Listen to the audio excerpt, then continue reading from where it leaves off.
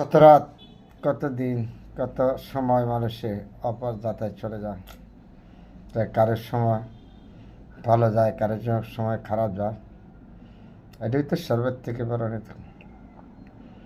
একজন মানুষ জন্মের পরের থেকে তার পাশ দিক দিয়ে সুখ আসে নাই, দুঃখটাই বেশি থাকে। তারপরেও আমরা মানুষ, কারো সুখ দুঃখ জীবন মানুষের এত সৃষ্টি করছে। যেই সৃষ্টিকর্তা আছে, সৃষ্টিকর্তা ভালো করে জানে আমাদের কী দিয়ে করতে হবে, কোথায় কী করতে হবে।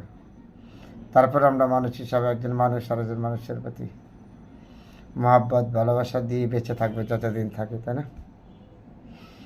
কিছু কিছু আদর্শ আছে, আদর্শগুলি আসলে আমরা তরুণের স্মরণ রাখতে পারি না।